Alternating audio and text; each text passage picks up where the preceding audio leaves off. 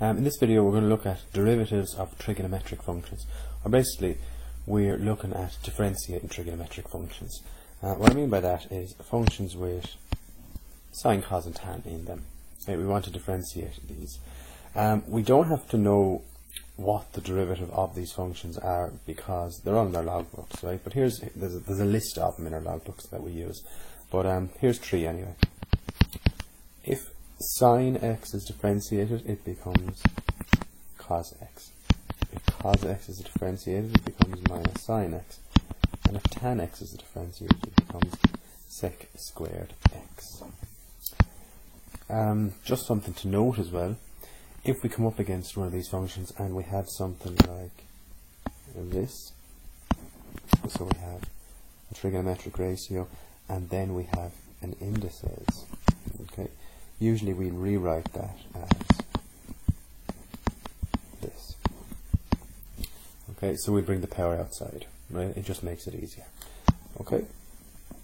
What I'm going to do now is I'm going to take you through some examples of what to do when, I suppose, particular questions come up. If you haven't looked at the video on where to distinguish between when to use the product rule and the chain rule with regards to these trigonometric questions, then maybe look at that as well. Okay, so maybe look at this and then look at that video after it, and then maybe come back to this after you've looked at that video. Okay, so our first question says differentiate the following, and in number 1 we have differentiate the function y equals 3 sine x plus 2 cos x. Right, this is very simple. We have sine x and we have a 3 in front of it. Okay, we want to differentiate this. So first rule we have is if we're differentiating something like this 3 in front, okay, we can just leave it, right? So we'll say dy dx equals, and we can leave that 3 in front. So all we're looking for is to differentiate the sine x. And if we look in our logbooks, sine x will become cos x, right? So it's 3 cos x. And the same with this one here, we have a 2 in front, but we just leave that. Okay, that 2 is just, it just stays there. So we have plus 2, and we differentiate the cos x then, and cos x becomes minus sine x. We've got to put it in brackets because of the minus.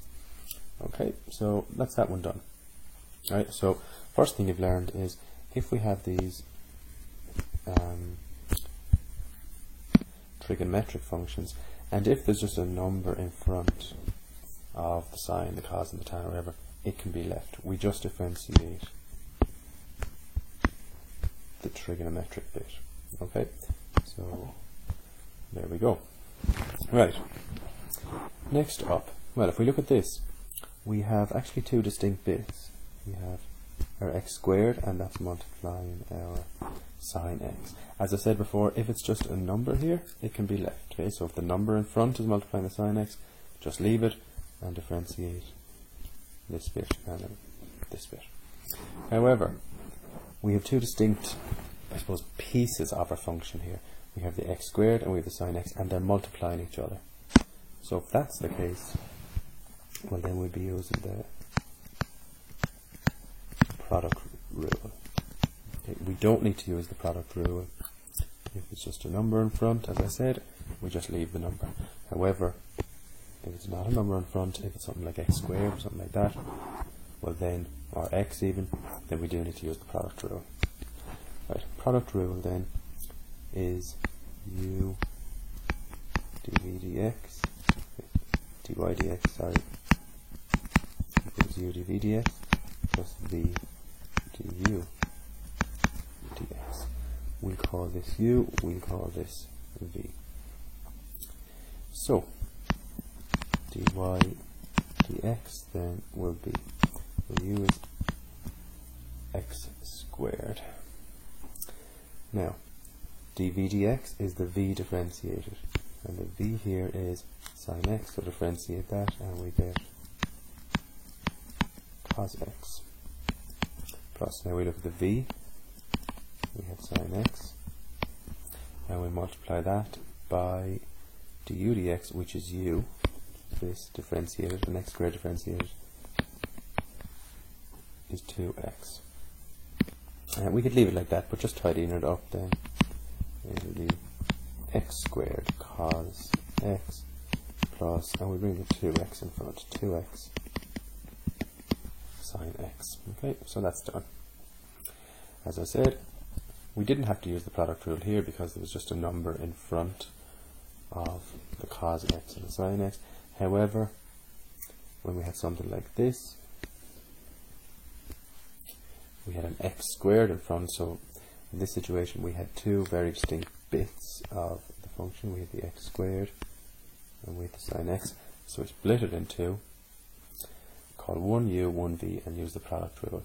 And in most of these questions, you are going to have to look at the function and split it into their two distinct parts. Okay? Okay, so I just want to go back to this, okay? So at this point, you should have looked at the video with distinguishing between when you have to use chain rule and when you have to use product rule, okay? But let's just go back on this again, right?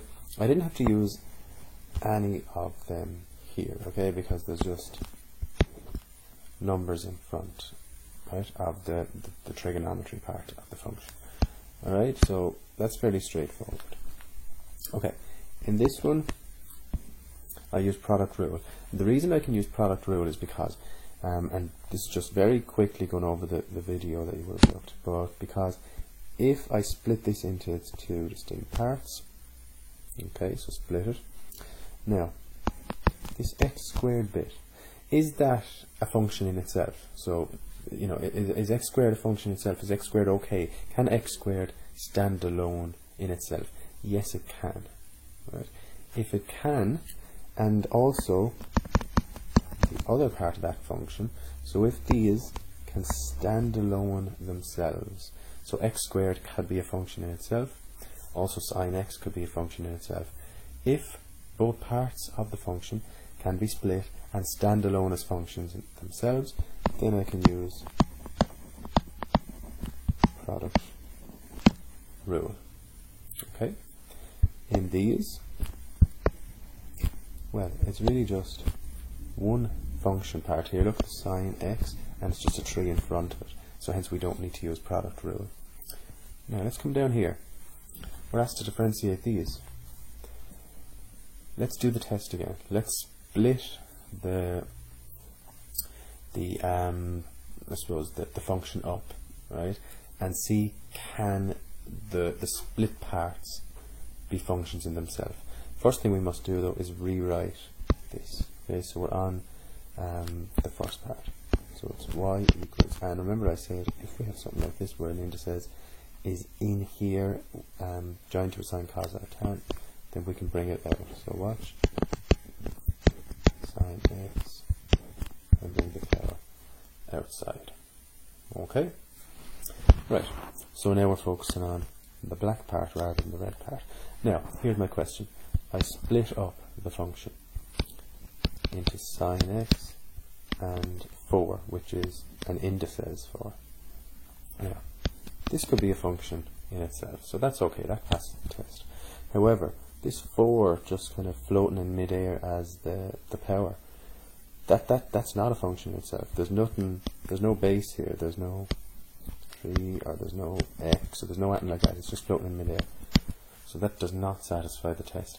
Therefore I must use chain rule, I cannot use product rule. Okay, now let's try it for this. Split it in half, we have cos, and we have 7x minus 3. So we're after splitting the function into its two distinct bits. Now, the 7x minus 3, that could be a function on its own. However, the cos, well cos of what? You know, there's no x here, there's nothing here. Therefore, that can't be a function on its own. Therefore, we must use chain rule because we cannot use product rule. Okay, so how we do this is very simple. We take our whole function and we differentiate it. So we will have dy dx equals 4 sine x power 3. and then we'll take the part of the function inside here, we'll differentiate that, so sine x comes to cos x, so multiply that by cos x. Okay, and that's it, done. We could tidy it up. We could say 4 sine 3x cos x if we wanted to. Okay, so that's that. But if you wanted to do it, that's the way I would. It's the easy way I would do it, or the fast way. So just to go back over it, I take the whole function and I differentiate the whole function, and I will get that. So the 4 goes down here, reduce the power by 1, and then I will take the inner function, the sine x, and I'll differentiate that, and I multiply and what I have differentiated by the inside bit differentiated, and that's cos x, and then I just simplified it, right? I suppose the technical way of doing that is through the formula for chain rule, which is dy dx equals dy du multiplied by du dx, and I'll just do it this way just for argument's sake. So dy du is just 4 u to the power of 3. Okay, so I differentiate the whole function with respect to u, and then du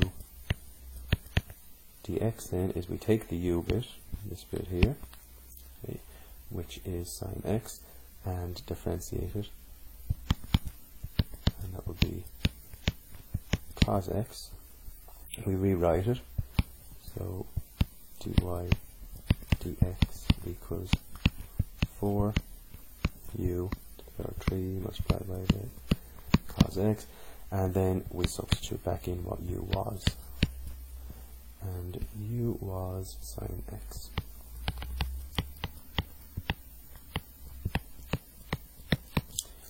And they're the same answers. If you look here, that and that. Okay, so that's kind of the way the book would tell you to do it, with you using your du dx and dy du. However, I like this method up here. Just take the whole lot of the function, differentiate it, and then take the middle bit of the function, pull that out, differentiate it, and multiply both together. Okay, when you get good at it, this is kind of the method to be done. Right, over here then, let's see, does it satisfy the product test? Okay, just quickly split it in two. Okay, we have split it into, I suppose it's two distinct elements. Okay, this could be a function on its own, that couldn't, so we can't use product rule, we'll have to use chain rule. Right, so first of all, take the whole function and differentiate it. So it will be, well, differentiate the cos, and we'll get minus sine 7x minus 3, and then take the middle bit of the function, the v bit, differentiate that, and we'll get 7. And just tidying this up, then we can say minus 7 sine 7x minus 3, and that's that differentiated. Okay, next question. Sometimes we need to use chain rule twice, right? But just starting off, let's see if we can use the product rule. Split it in half, sine cubed x squared plus 2. This could be a function on its own, this couldn't. Okay, we've no, sine cubed, well, sine of what? Okay? If there's sine of x cubed, that'd be fine, but no. So we can't use the product rule. Right. So, looks a bit messy, but let's tidy it up. First of all, we have this cubed here, so we can rewrite it. We can say, do it in black. We can say sine x squared plus 2 ought to be cubed. Right. So, we'll differentiate that, and we'll get 3 sine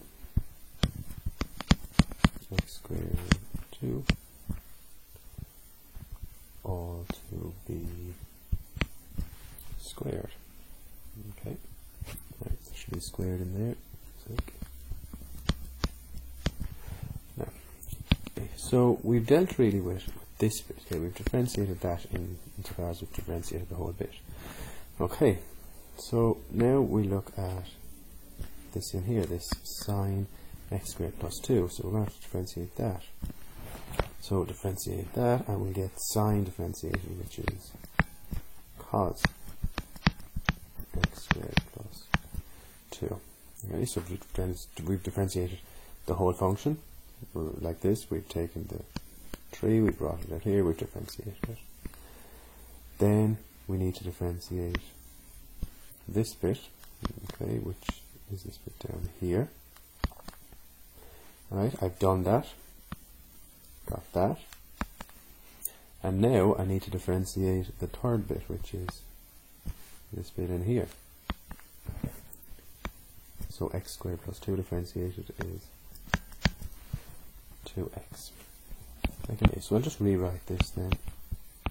3 sine, and this power up here, I'm just going to bring it back down to where it was there. So I'll bring it back down.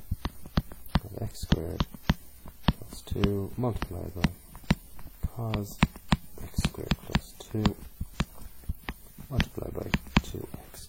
Okay, I could leave it like that, or I could take this bit and multiply them, and I get 6x sine squared x squared plus 2 multiplied by cos x squared plus 2. I could do that. I don't have to though. Okay. Okay, next question. Let's look at this. So now we've kind of two parts. Right. We have this part and we have this part, which I'm going to differentiate separately. I'm going to put brackets on this. Now, let's look at this part first. Okay, so can I differentiate this using product rule? Well, if I split it, I have the sine and then it's 2x. 2x on its own is fine, sine on its own is not. So I'm going to have to use chain rule to differentiate that. Right, and in this question I'm just doing this bit here first. Right, so dy dx equals, so differentiate the whole lot of it, and sine will give me cos 2x when differentiated. So sine 2x, differentiate the whole thing, I get cos 2x. Multiply that by the inner bit differentiated, 2x differentiated is just 2. So that's that bit done. Then we have our minus 2x. If we differentiate that, if we just differentiate it normally, so minus 2x differentiated is 2. And I would just, I suppose, tidy it up to say 2 cos 2x minus 2. And there's that differentiated. Okay, this one. I'm just throwing some questions at you, and we'll work through them, see how you get on. So y equals sine x plus 3 cos x. Right. Well, you might think we have to split this and say, does sine work on its own and does x work on its own? But hold on.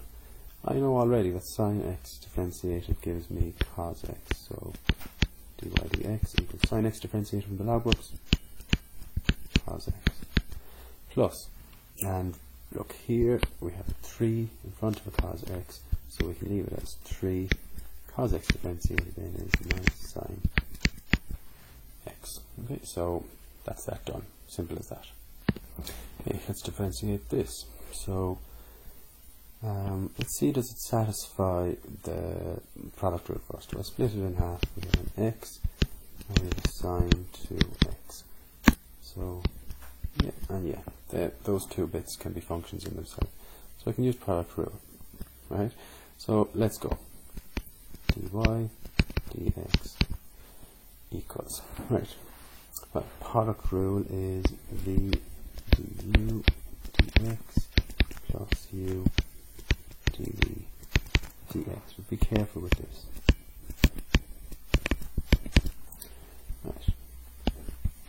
v, here's the u. So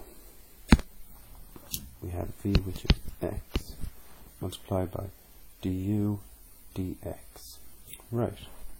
We want to differentiate this, correct?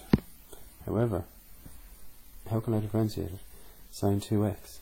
It's two functions stuck together, the sine and the 2x. So I'm going to have to take it over here. Let's just do a test on it. Sine 2x. I'm going to have to differentiate that. However, I can't just differentiate it straight off. I wonder, do I have to use product rule again? Let's see if I do. Split it. Sine 2x. This could be a function on its own. This can't. So I'm actually going to have to use chain rule on this section of it alone. So sine 2x. Using chain rule, differentiate the whole thing. Sine differentiated will give me cos of 2x.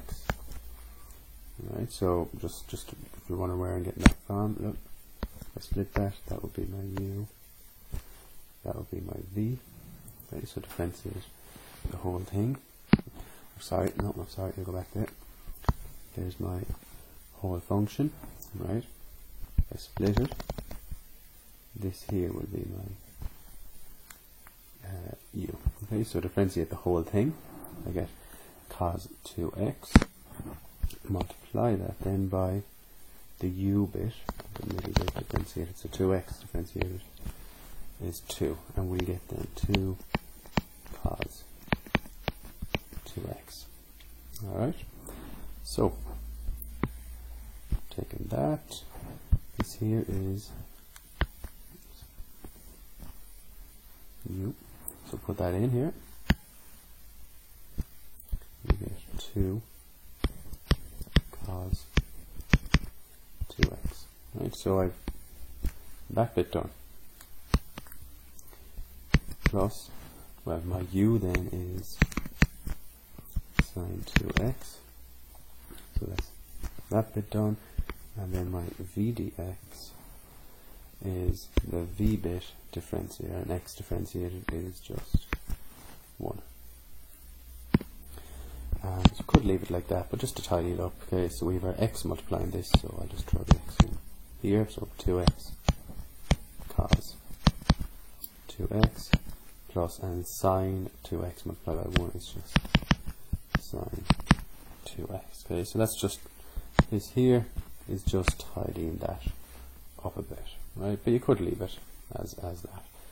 Like you could leave it as this if you wanted to. Alright? So there's an example of, we thought we could use the product rule, which we could. However, when we got stuck into it, we realized actually the u bit here, when we're differentiating that to get du dx, so when we're differentiating that bit, we actually have to use the chain rule to differentiate that in the first place.